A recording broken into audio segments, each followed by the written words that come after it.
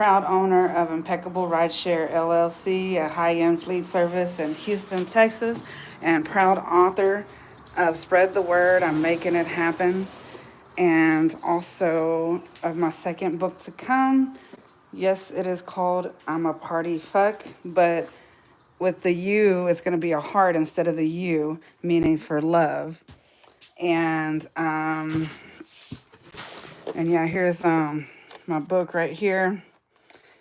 And I was going to grab one to show you. I have them in here. But yeah, this is my book right here. But yeah, I became this whole new person. I've been stressing out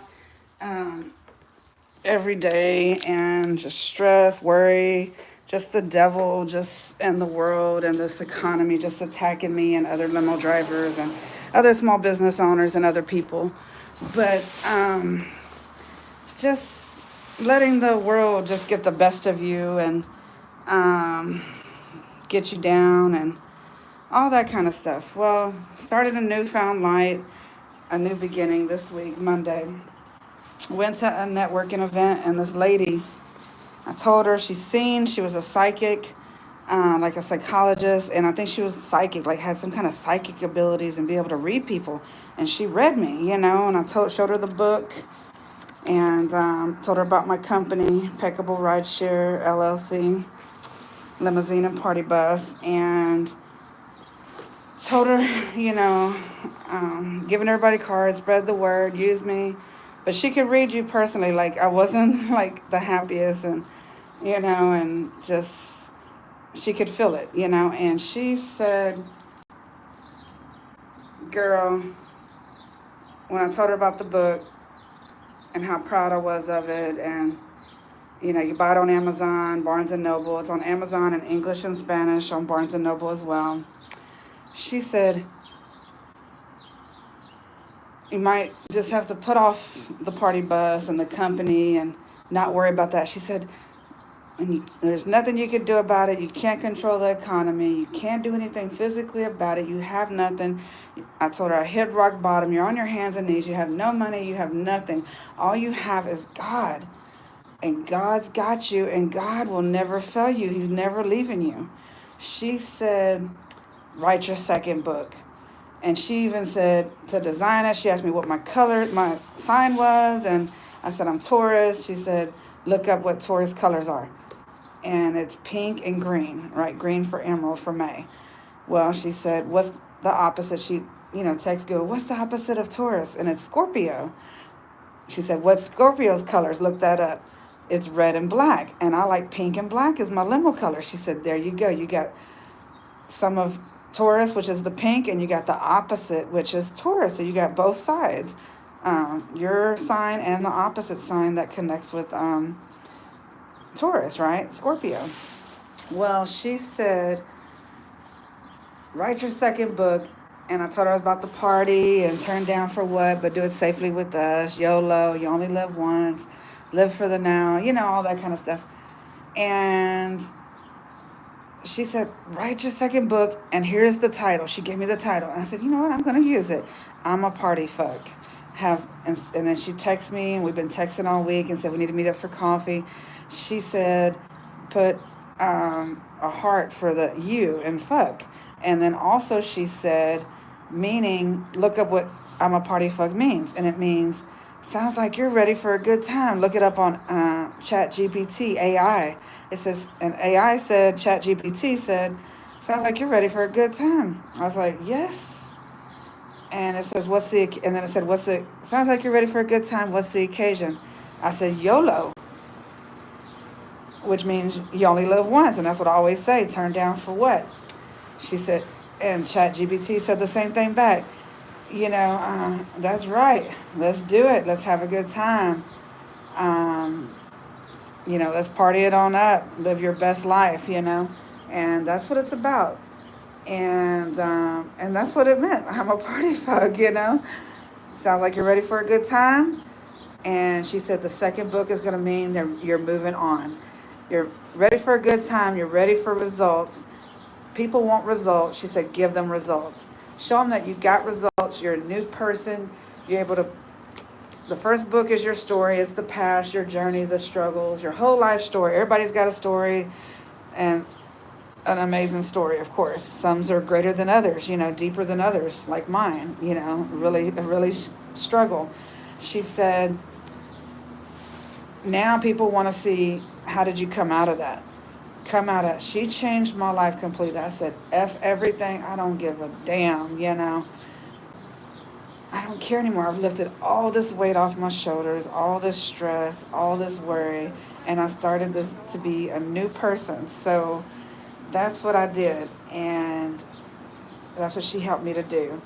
And I said, I'm doing my second book. She said, give people 5 steps. She's been texting me all week. Give people 5 steps, how to get out of a depression and their past and anxiety and feeling suicidal and everything that I went through, because I've been through it. And it's all in my first book. And my faith in Jesus and my journey all the way. And she said, give them the steps to get out, to leave it behind, live for the now, live for the moment, live for now, not the past, not the future. Don't worry about the future, don't worry about the past, live in the present, live in the now. And that's what I'm going to give people. And then I decided another person, I met up my best friend for dinner one day. She said, maybe that's a sign God's telling you to get into that, the party bus and me getting the fancy big storefront, getting rich 2025, which isn't about money. It's about success and keeping the city safe, giving people jobs. And it's just what I like to do. And it's what I wanted to do and thought I wanted to do or whatever. And, if God doesn't want it to happen, it's not going to happen, because the only thing stopping me is money. Money is the root of all evil. You got to have capital and a business partner, investor, billions of dollars, millions of dollars to get a big old storefront, vehicles, employees, the whole 9 yards, all the expenses. And the big storefront, one-stop shop that I wanted.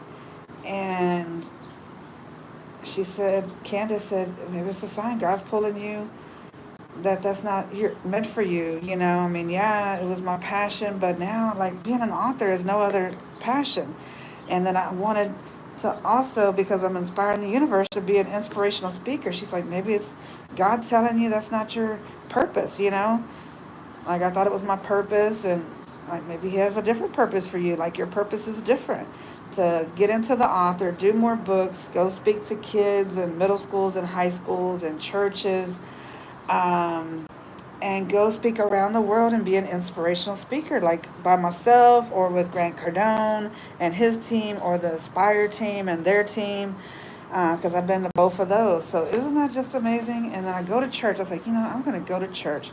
I've been telling all the drivers the last couple of days, I said, I just had to say F it. And another thing that happened this week that told me just to gotta live for the moment, because you don't know when it's going to happen. Another driver, I prayed for him at church. He got into an accident, but I was putting myself in his shoes. He could have lost his life. And all this materialistic things, our cars and everything that we get into, our materialistic things, houses, that means nothing. You can always replace, but you can't replace you. You can't replace you. Can't replace me. We can't replace God. There's only one God. There's only one you. So we're not replaceable. People ain't replaceable. He had a passenger pass away, unfortunately. And the passenger in the front was the passenger. Her mom is the one that died, 76 years old in the accident Wednesday morning up in Navasota. And it just made me realize, what if I was in his position? He has his company going. He was, the cheapest, and limo and business in Houston. But he had so many clients and steady business. No matter if he was profiting or not, he has all these amazing clients that support him and bend over backwards for him, because he has that regular established business and relationships with them where he's picking them up all the time. He's picking up lawyers and doctors and everything. So he's got so many clients that are lawyers. They said he ain't gonna have to worry about a dime, a thing, his medical bills, anything. They would jump in and sue and take care of all of it. They're going to get him the money. He don't even have to worry about his business being out. He's going to be out of work for a year with healing from all the broken bones and the surgery. God's got him. But if I was in his position, I put myself in there, I wouldn't have nobody. I don't have that steady clientele or anybody's going to bend over backwards for me. He's got family. I met his mom. His mom was in there. I gave them a copy of my book because he's in my book. And his name is Randall Bishop. He's a limo driver. And he does the same thing as me. We're saving the community and keep the community safe and impacting the community, inspiring the community, and just providing, safety and that peace of mind. And I was providing more of the unforgettable experience because I was doing the party side. And I wouldn't have nobody to rescue me. I'd lose my company and everything. So he's got his aunt that works for him that's taking over control. He's got, of course, even I worked for him. Other drivers worked for him. He's got a whole community of drivers that would support him. He's got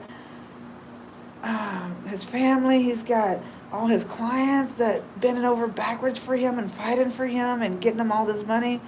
I don't have that. So you got to put yourself in people's shoes. And what if that was you?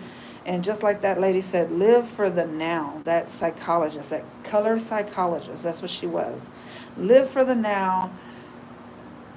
And I just started being thankful for what I actually do have. Yeah, I would have lost everything if I was in that situation and lost the company, give it all, not even want to be here and all that kind of stuff. But it wasn't me. And I got to be thankful for what I do have, that I woke up, I'm breathing, I'm alive, I'm above ground.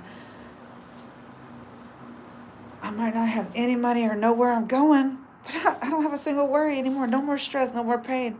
I don't care anymore.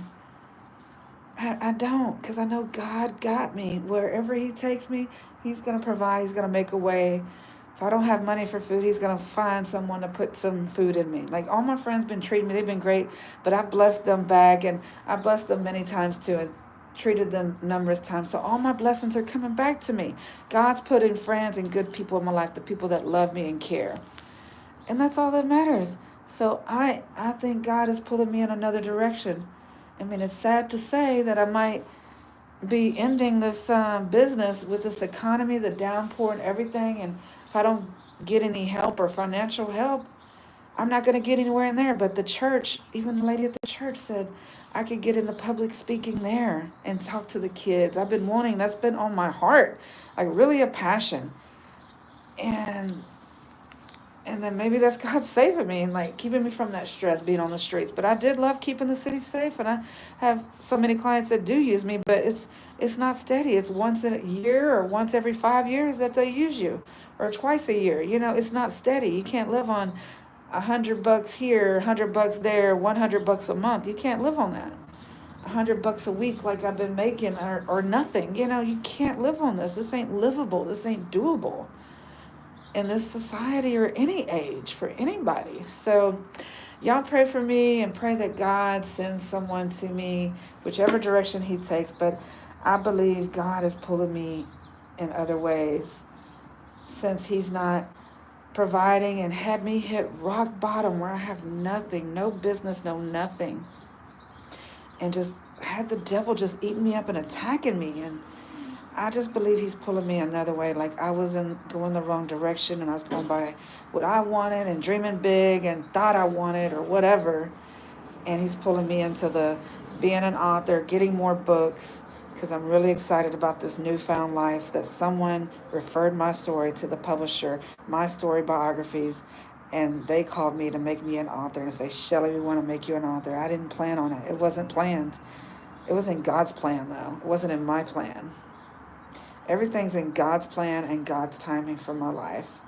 And I really want to get into the inspirational speakers. And I feel like if I get into the schools and get my books out there, God's going to provide someone to put money in, whatever I need to get up on those stages and be that dynamic, inspirational speaker, woman, strong, single woman of Christ, inspirational speakers, strong woman of Jesus. So y'all pray for me, spread the word, y'all help me make it happen, and maybe that's my story of me helping me make it happen in the H-Town, but you can still use me in the meanwhile, while I'm still doing the limousine and party bus, and spread the word on that as well. Y'all take care. God bless. Stay blessed, y'all.